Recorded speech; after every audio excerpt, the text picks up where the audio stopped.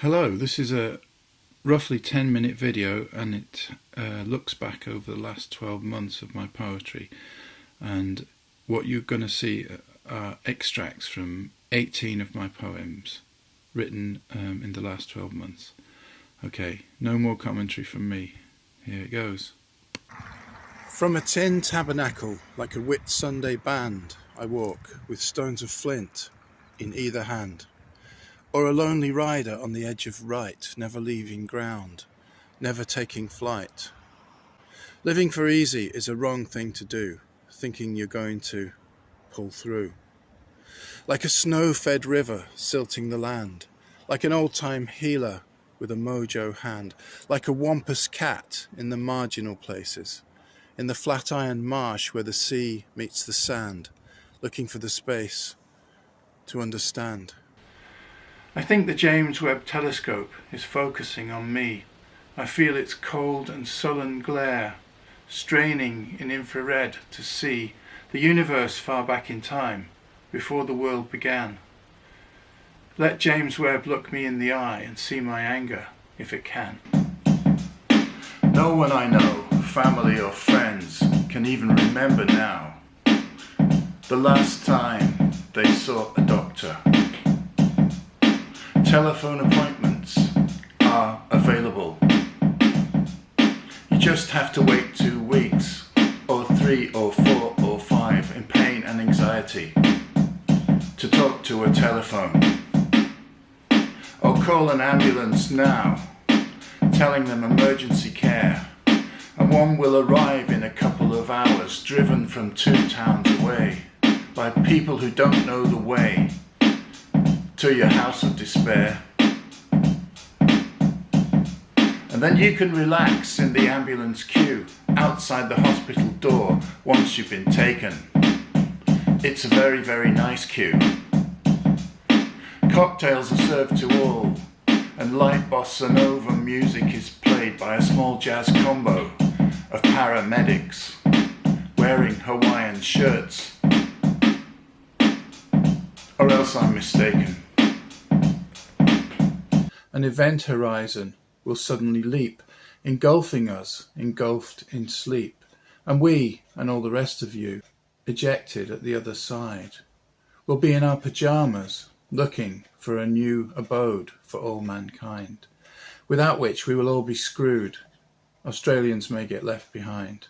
And this, compared to Hoover bags, may not be quite so hard to find, and so we should keep this in mind as ambassadors of the human race, and always wear pyjamas just in case. Sugar stealers breathing your air, can you feel them floating out there? Sugar stealers laugh in your face, trickery, trickery, a devil's embrace.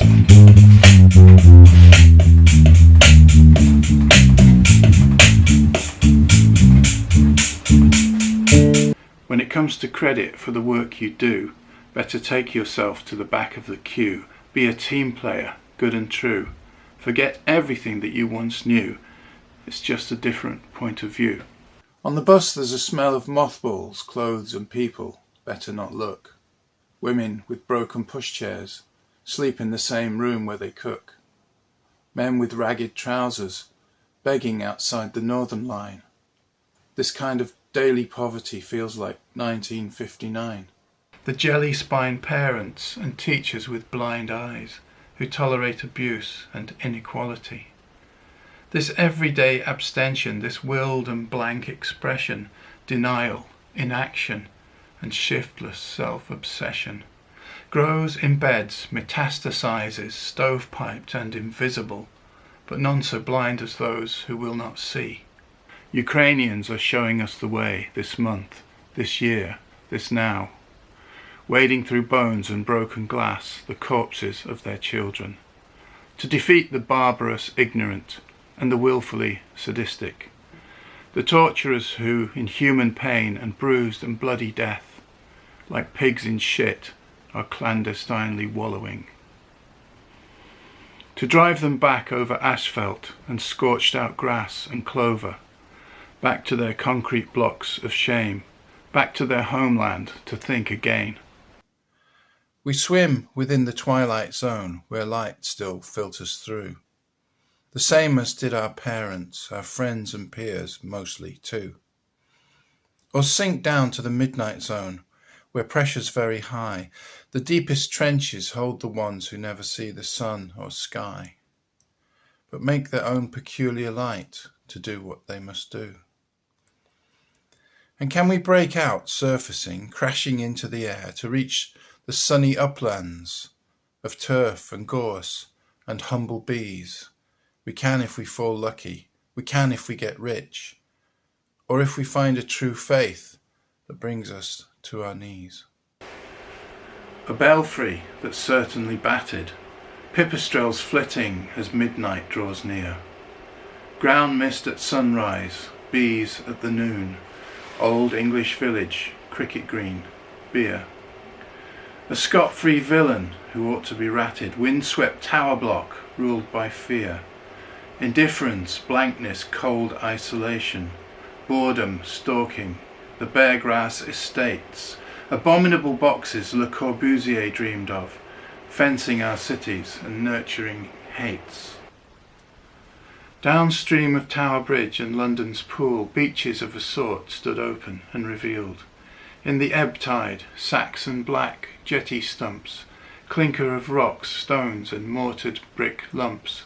In the granular grey, Thames mud accreted, overswum by sprat and the sinuous eel. It's not going well, you can see it in his eyes, a man with some anguish, suffering apparently, but he's not out to elicit any sympathy, bussing from Huddersfield to leafy home Firth. Upper Thong and Nether Thong, past truncated factories, disused or repurposed as artisan bakeries.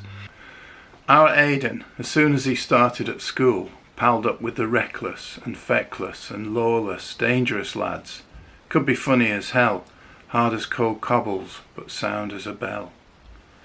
Twice 7 times, early hour bands gathered on a ridge, listened to the rhymes.